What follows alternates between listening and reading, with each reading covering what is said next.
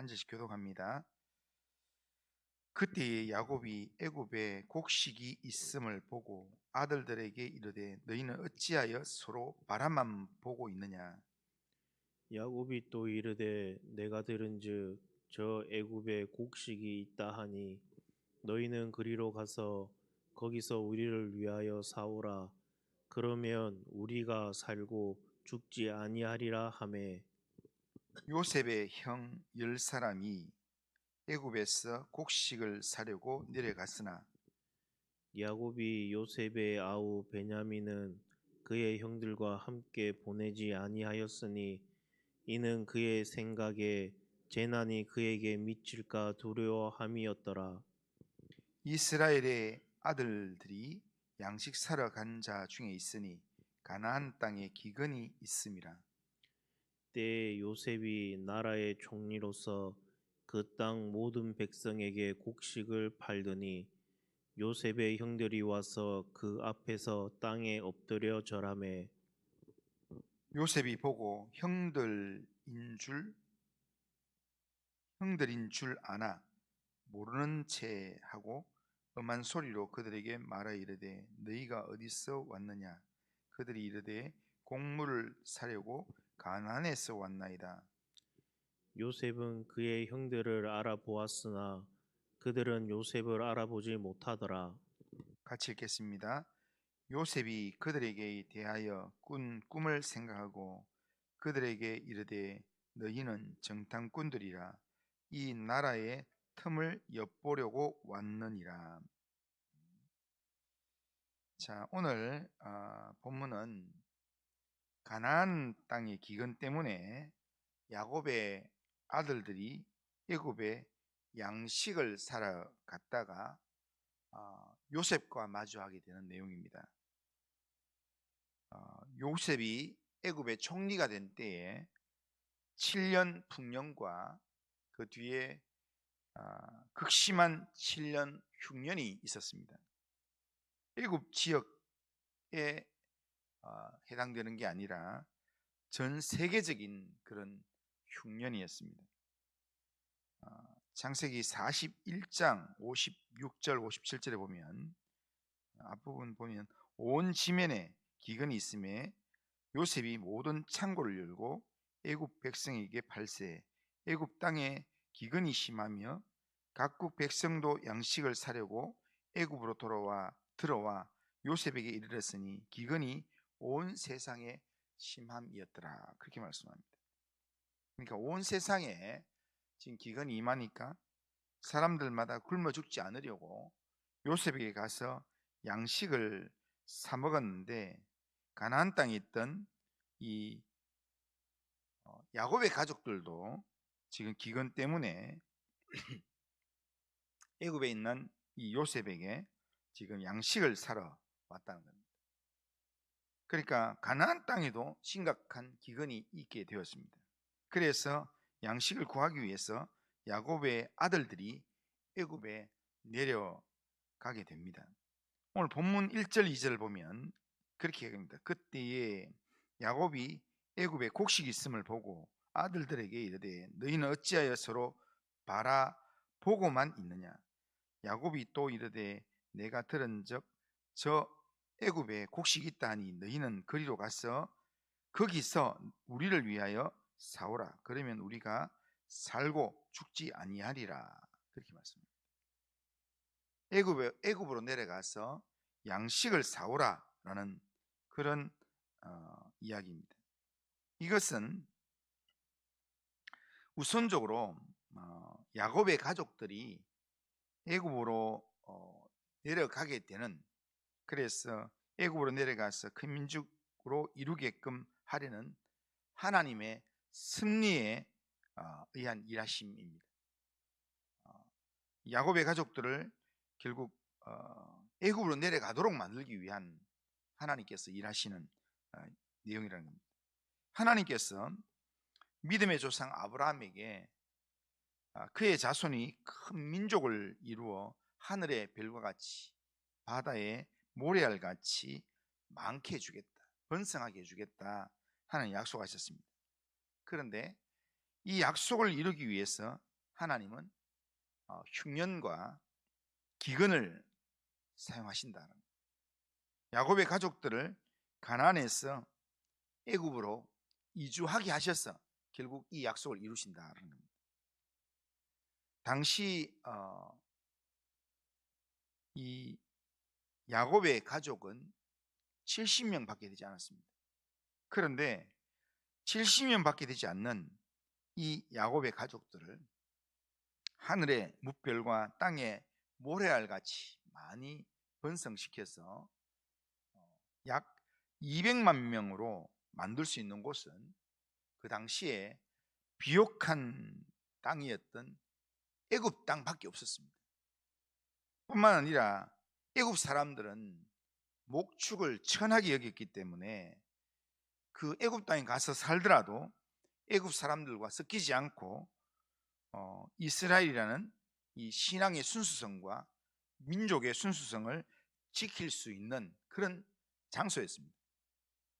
그러니까 지금 하나님의 계획 속에는 아브라함에게 약속하셨던 그 약속을 이루기 위해서 이스라엘 백성들을 70명을 지금 애굽으로 이동을 시켜야 되는데, 이주를 시켜야 되는데, 그런데 이 하나님의 약속을 붙들고 있는 이 야곱의 가족들이 약속의 땅에 대한 그 하나님의 말씀을 기억하는 것 때문에 다른 지역으로 안 가려고 하는 겁니다. 그러니까 그 할아버지 때 그리고 아버지 때 하나님께서 내려가지 말라 했던 그 말씀을 기억한 것 때문에 안 내려가려고 하는 겁니다. 그래서 하나님께서 이들을 큰 민족을 만들기 위해서 내려가도록 만들어야 하기 때문에, 그래서 이 애굽에 내려가도록 하기 위해서 하나님께서 흉년과 기근을 사용하신다는 겁니다. 만약에 가나안 땅에 기근이 없었다면 야곱의 가족들은 애굽으로 이사할 생각 자체를 하지 않았을 것입니다. 그런데 야곱과 그의 가족들이 양식이 없어서 죽을 수밖에 없는 막다른 지경에 이르렀을 때 어쩔 수 없이 양식을 구하기 위해서 지금 애굽에 내려가게 되는 겁니다. 그런데 그 일이 시작점이 되어서 결국에는 요셉을 통해서 애굽 땅에 전 가족이 내려가게 되고 거기서 약 400년을 머물면서 큰 민족을 이루게 되는 것입니다. 이처럼 하나님께서는 기근을 사용하셔서 가나안 땅에 있던 야곱의 가족들을 애굽으로 옮기셨습니다. 그러니까 하나님은 언제나 우리를 인도하실 때 순풍만을 가지고 우리를 인도하지는 않습니다. 때로는 하나님께서 순풍으로 우리의 걸음을 인도하기도 하지만 때로는 역풍이나 아니면 견디기 힘든 태풍으로도 하나님은 인도하신다라는 겁니다.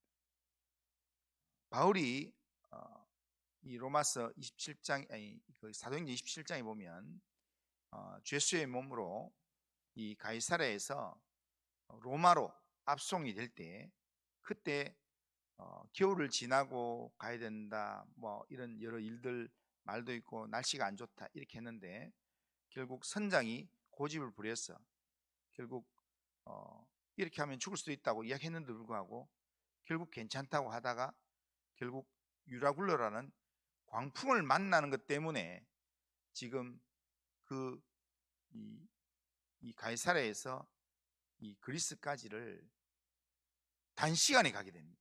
태풍에 밀려가지고 자기들이 어쩔 수 없이 모르는 중에 결국 멜리데라는 섬까지 그렇게 폭풍의 힘에 의해서 그냥 가게 된다는 겁니다.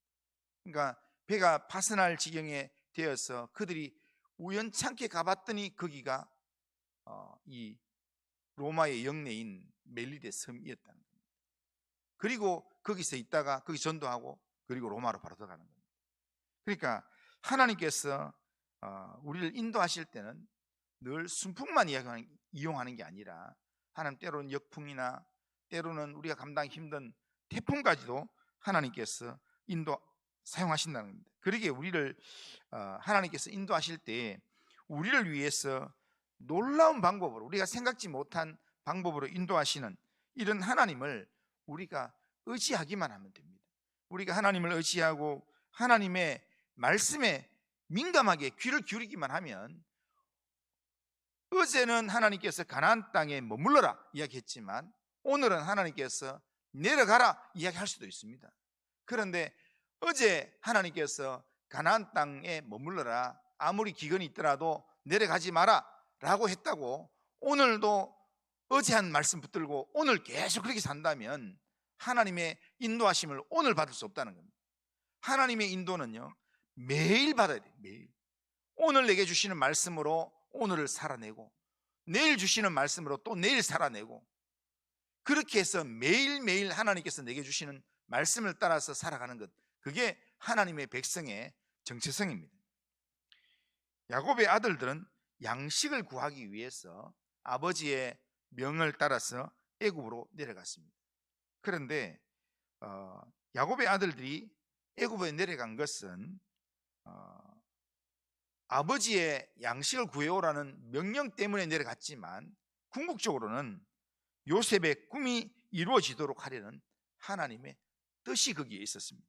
오늘 본문 6절에 보면 이렇게 합니다. 때에 요셉이 나라의 총리로서 그 땅 모든 백성에게 곡식을 팔더니 요셉의 형들이 와서 그 앞에서 땅에 엎드려 절하매. 그렇게 말합니다. 형들이 요셉 앞에서 땅에 엎드려 절했다라고 얘기합니다. 요셉의 형들은 지금 20년의 세월이 지나서 요셉을 알아보지 못했습니다. 하지만 요셉은 형들을 보자마자 알아봤습니다. 형들이 자기에게 엎드려 절할 때에 요셉은 20년 전 하나님께서 꾸게 만들었었던 그 꿈을 생각했습니다. 9절에 보면 요셉이 그들에 대하여 꾼 꿈을 생각하고 그들에게 대해 너희는 정당꾼이라, 이 나라의 틈을 엿보러 왔느니라, 이렇게 얘기합니다. 요셉이 20년 전에 꾼 그 꿈은 자기 곡식단이 중앙에 서고 다른 11단들이 자기를 향하여 절하는 꿈이었습니다. 해와 달과 11별이 자기를 향하여 절하는 꿈이었습니다. 이 꿈 때문에 요셉은 애굽의 종살이, 감옥살이를 하며 죽을 고생을 했는데 형들은 그 꿈이 이루어지지 않도록 하는데 그렇게 애를 썼었습니다. 그렇게 형들이 네 꿈이 어떻게 되는가 보자 하면서 요셉을 구덩이에 던지고 팔아버리고 막 이렇게 했는데 20년 후에 요셉은 그 꿈 내용대로 형들이 자기에게 무릎을 꿇고 절하는 모습을 보게 되었습니다. 꿈을 주신 하나님께서 그 꿈을 성취하는 섭리의 내용이 오늘 본문에 있습니다. 그런데 요셉이 여기에서 바로 꿈 내용을 보고 바로 형들 앞에 자기를 밝히면서 형님, 내가 요셉입니다. 그때 꿈 그 내용 맞죠?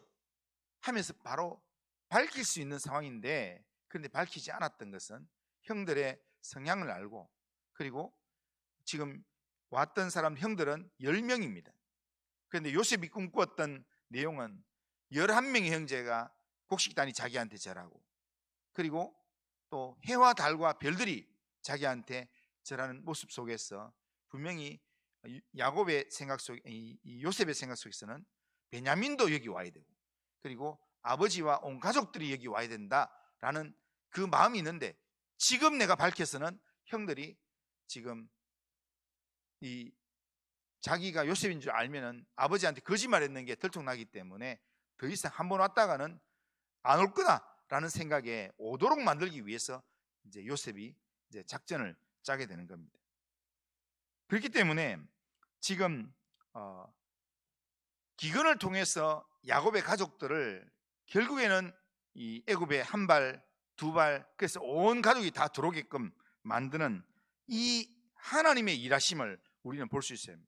우리는 이렇게 우리의 주어진 삶을 보면서 눈에 보이는 상황, 기근만 보고, 흉년만 보고, 지금 내 앞에 보이는 사람만 보고 이렇게 판단하면 하나님께서 우리를 향하여서 가지고 있는 큰 계획을 우리는 제대로 우리가 감당하지 못할 때가 많습니다. 하나님은 내가 생각하는 것보다는 훨씬 더 크고 엄밀한 일을 계획하고 계십니다. 그렇기 때문에 우리가 하나님 앞에서 너는 내게 부르시더라, 내가 내게 응답하겠고 네가 알지 못하는 크고 엄밀한 일을 내게 보이리라 말씀하시는 분이 하나님이십니다. 그렇기 때문에 우리는 끊임없이 하나님 앞에 우리는 아뢰면서 기도하면서 하나님 의지하면서 하나님의 말씀의 인도함을 받으려고 우리는 몸부림을 쳐야 합니다. 우리는 한 번만 하나님 말씀을 듣는 게 아니라 우리는 한 주에 한 번만 하나님 말씀을 듣고 살아가는 게 아니라 매일의 삶에서 그리고 매 순간 하나님의 말씀이 나한테 어떻게 인도하시는가, 그것을 늘 생각하면서 하나님의 말씀이 내게 이끄시는 그런 신호를 늘 바라보면서 살아야 합니다. 우리는 시대에 임한, 오늘 내 상황에 임한 기근만 바라보면 안 됩니다. 그 기근 너머에서 우리에게 일하기를 원하시는, 우리에게 뭔가 신호를 주기를 원하시는 그 기근을 통해서 일하시는 하나님을 우리가 묵상해야 된다는 겁니다. 그러니까 기근을 통해서도 요셉의 꿈을 이루시고 계획하신 뜻을 이루어 가시는 하나님을 우리가 바라보고 하나님을 우리가 의지할 수 있어야 합니다. 하나님이 허락하신 약속의 땅에도 기근이 있습니다. 하나님이 택하신 하나님의 백성의 삶 가운데도 어려움은 분명히 있습니다. 고난이 있습니다. 하지만 그 고난은, 이 약속의 땅에 임한 그 기근은 그냥 주어진 게 아니라 하나님의 뜻을 이루기 위한 기근이고, 우리를 향한 하나님의 놀라운 계획을 진행하는 고난이라는 겁니다. 그 고난이 없으면 하나님의 계획이 내 삶 가운데 온전히 성취가 안 된다는 겁니다. 그러기에 우리의 삶에 이해할 수 없는 이 기근의 고통, 고난이 찾아올 때 우리는 그 고난만 바라보는 게 아니라 우리를 사랑하시는 하나님을 신뢰함으로 끝까지 하나님의 일하심을 바라보아야 합니다. 로마서 8장 18절에 보면 생각하건대 현재의 고난은 장차 우리에게 나타날 영광과 비교할 수 없도다, 그렇게 말합니다. 하나님은 우리에게 더 좋은 것을 주기를 원하시는 하나님이십니다. 그러기에 오늘도 그 좋으신 하나님을 묵상하면서 하나님이 오늘 내 삶 가운데 기근을 허락하시고 때로는 고난의 자리로 광야로 내 걸음을 인도하신다 할지라도 하나님은 나를 너무 사랑하신다. 하나님은 나보다도 나를 더 잘 아신다. 그래서 나는 오늘 고난의 현장에도, 나는 기근의 현장에서도 나는 하나님을 바라보리라. 나는 하나님의 인도하심을 따라가리라. 그런 마음으로 우리가 오늘 이 하루를 살아가면, 하나님의 인도하심으로 나아가면, 하나님의 인도하심으로 나아가는 그 걸음 속에는 내가 가나안 땅에 남아있든지, 하나님의 인도하심을 따라서 내가 애굽 땅에 나아가든지, 하나님의 인도하심을 따라서 내가 광야로 들어가든지, 내가 나아가는 곳이 어떤 장소라 할지라도 하나님이 인도하시는 곳이면 거기가 하나님의 능력을 체험하는 장소가 되고 하나님의 복을 누리는 장소가 됩니다. 오늘도 이 하루 살아가면서 흉년도 사용하신 하나님, 흉년도 사용하신 하나님이라면 하나님, 내 인생 가운데 하나님이 주인 되시고 인도하여 주옵소서. 그 믿음 가지고 하나님께 내 인생을 맡기고 그렇게 이 하루를 살아가는 우리 모든 성도님들 다 되시기를 주님의 이름으로 축원합니다. 그리고 하신 하나님 아버지, 오늘도 우리의 삶을 하나님께 맡깁니다. 하나님 붙들어 주시고 인도하여 주옵소서. 오늘도 우리의 삶 하나님 앞에서 신실한 믿음으로 살기를 원하오니 하나님 도우시고 인도하여 주옵소서. 우리의 삶 하나님께 맡깁니다. 하나님, 오늘도 하나님의 인도하심에 하나님의 능력을 누리는 삶으로 이 하루를 살 수 있도록 인도하여 주옵소서. 예수님의 이름으로 기도드리옵나이다. 아멘.